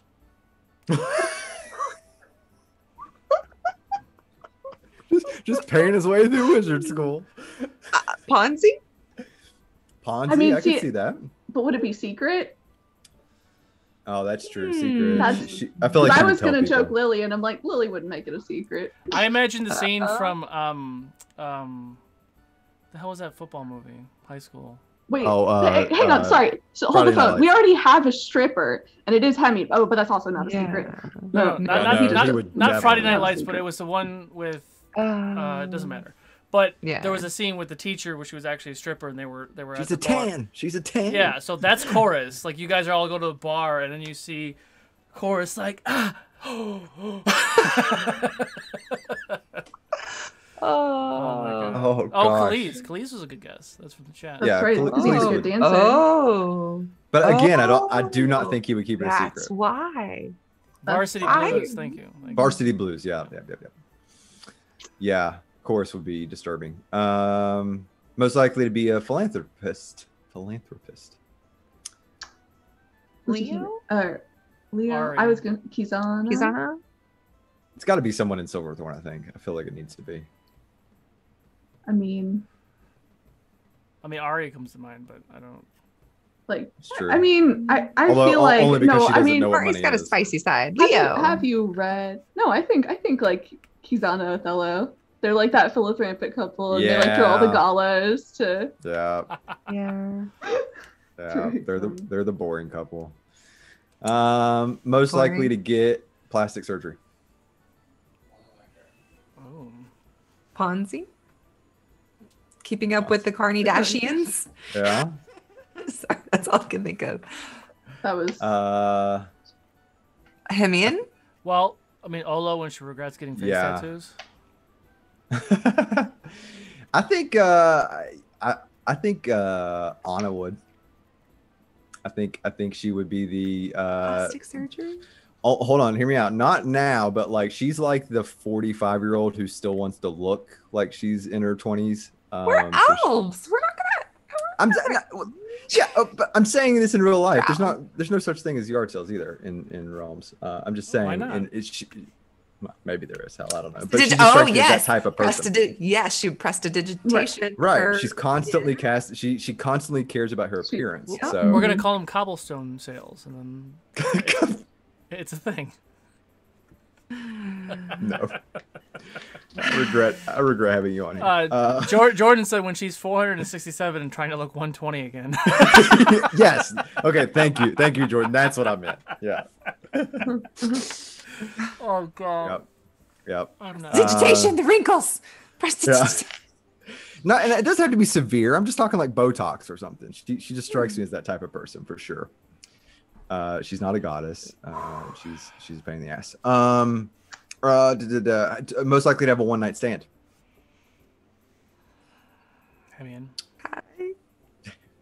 That's what you just said. Hi. I'm noticing a trend here. Yeah, Kai for sure. I think would probably be up there near Makes the sense. top. Yeah. I mean, And Hemian. Yeah. yeah. I mean, And- Lily Same was here. the type of person, but then she just fell really hard for Rook. So And Khalid's Right. probably thrown that list. Neither one of my characters even know what that means. Cool. Marduk. Most like. Ooh. Oh, Not lying. Marduk. Well, that's Not true. Yeah. And listen, everyone, PSA, one night stands can have consequences. Yes, yes, they can.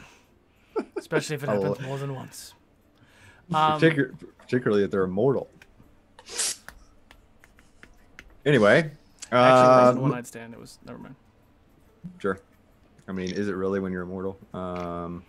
Who most likely to win an Olympic medal? Lily. You can see that. what? Olo. I could see Othello. Yeah. Oh, yeah. Yeah. He broke my arm, so he's got my vote. Sure, pains. Most likely to hate Christmas. Ooh, Olo. Olo. Olo. Any of the orphans. I mean, to be fair, one of like them's beheaded, Vegan, so. Rook, Yeah, that's Pete true. also. Yeah, definitely. Thegan would definitely hate that whole thing, for sure. Yep. What a Most useless help. most likely, and I put this in here for Lily. Most likely to be in a toxic relationship. My vote's to Anna. Lily, Oh. and that's all we have time for. Kizana. Like Oh, God, everybody. I stand Yeah, by literally Anna. every relationship we have here Yeah. is It's toxic in not some way. toxic. I would. Even I would though actually Othello say- has been split, he still did things, so that's super toxic. I mean, hopefully it has a happy ending, but I will say Rook, but not for her relationship with Lily. Oh, well, that's fair. With Vegan, that was that was like scary, that first episode. Yeah, I was so proud of everybody the way they reacted. They reacted perfectly for that sort of situation. which one? It's like, I'm going to save her. I don't like him. Where, The yeah, one just like, where I basically, before anybody knew what our relationship was, and I was Hated like it. commanding Rook to do stuff. Oh yeah. No, Oh. 100%. I was not having Yeah. it. Yep. Jordan said anyone who lives in Ukador. That's those, accurate. anyone whose characters are under Solo's control. Mm. I mean, Most likely to have the lowest IQ. The lowest. Cookie? I mean, we're a school of wizards, so we all have Cookie. to. Aw. I was gonna say Yeah. vegan, so that there's a theme. Oh. Listen, Thegan was fucking smart. He was just an ass. Cookie's not smart at all. Moron. To be fair, Cookie has asked questions about very obvious things, so. Well, and there's kind of a backstory reason for that. His head's in the clouds though, so he's not very focused. Yeah, and he's not from. Mhm. Well, that'll come out later. But anyway, he's new to everything. He's just And naive. yeah, he's very naive, and he yeah, he's an idiot. He's an idiot. So, and he's an onomancy, which is a name-based wizard who can't remember people's names. So, see how that plays out. Okay, flip that coin. Highest IQ. That's Ari. not Anna. Yeah, I was gonna say Ari too. Sorry. I mean, Anna is really, really smart, and she's really into the books, but Ari is on a different level for science reasons. So, like, it depends on how you're going to level or gauge Yeah, knowledge, right? So, like, if you're thinking magic and arcana nature, then it would probably be Anna. But if you're thinking about more than just in the wizard school, Ari by far, because she's dabbled in a lot of other things. But it's hard to gauge that. Maybe a tie. Casual just put Cookie and Thegan are both at the bottom of the class, and that's true. Maybe that's a weird theme with me. I was a really good student, so maybe I have to play really stupid characters. I love playing stupid characters; they're my favorite to play. Yeah. Okay, a couple more. Most likely to be OCD. All of them. Anna. Anna, yeah, that's true. Yeah. I'm trying to think of anybody else that would be a good candidate for that. Chorus might be. I don't know. We haven't seen too much of his backstory yet. Othello. Oh, Othello seems weird enough to do it. Golok. Yeah. His he comic seems books are odd. organized. I can guarantee Yeah. they're organized and Yeah. tidy. Yeah. But he Yeah, also vomits. True, but he does Right. seem neurotic enough to be OCD. Yeah. I have OCD, by the way, so that's why I put that on there. Just curious. Okay, last one. End up in prison for a federal crime. Of course. Horace. Vegan. Of course, yeah. Vegan. Deegan. Yeah, that's true. I mean, he did almost commit a war crime, or at least try to. Othello. Othello, for sure. Well, Magnus, Yeah. not Othello. I don't know, man. I don't know. Like, if Kizana got in trouble or something like that, I could still see him kind of breaking one off and breaking bad a little bit. I mean, I would not put him above like Kai for like doing something. It was an accident Yeah. that I killed Yeah. those people. Well, And that's now why I know why. That's why I put federal crime. I wanted to like elevate it because I'm sure Kai will go to jail a lot, but will she go to prison? I don't know. Not like Chorus. Chorus will blow a whole school Yeah. up by accident. Yeah, We of haven't course. done Hemian yet, have we? Because I don't know why we haven't. Oh yeah, Hemian for sure. Yeah. Wiretapping sure. laws are being violated constantly by that man. Oh, that's true. Digging up Also- people in the graveyard. But he won't. But see, he's the CIA. He won't be convicted of the crime. That's true. Yeah, he's an inside. He guy. has too He's much. deep- He has too much information on everybody who would convict him. He'd be like, "Oh wait, Yeah. we can't do that. It'll Yeah, he's all leak." He's deep state. He's deep state for sure. All right, cool. I think with that, we will go ahead and wrap it up. Solo, do you have a mid thing? Exclamation point in-between Greyhawk in the Twitch chat. We're probably gonna stop the stream here for about an hour or so. We'll come back at 6 o'clock Pacific. Timer will start about 10 minutes prior. But if you hang out in the Twitch chat and drop that link, we will give away a video game in the beginning of Wizards. Awesome. All right, starting with April, you want to do your handles again real fast? I would be the one that wins the battle royale. Just putting it out there. Oh, that's true. Which we already did. Actually, Diago's here again, so let's have a proper. I'm down. Name, time, place. Okay. My name is stage. April. Oh gosh. Force cage. I'm gonna get the item that lets me miss these stuff, and then we'll be fine. Or the plane shifting item, and we'll be good. Yeah. Sorry. My name is April Hill. You can find me at stiletto_assassin on here on Twitch and on Instagram and stiletto DM on Twitter. And I'll be playing my wizard tonight. Well, See my you in an hour. wizard sorcerer, my wizard/sorcerer tonight here at 6. So Awesome. Lizzie. All right, and I'm Lizzy Donahue. You can find me at the Lizzy LD on Instagram and Twitter, and you can see me tonight playing Lily, the Enchantment Wizard. And I'm Ronan Fox. You can find me at Ronan Fox. That's Chris Solo. I don't know where he's at on my screen. And that's it. That's the show. So for Fox's sake, be nice to each other.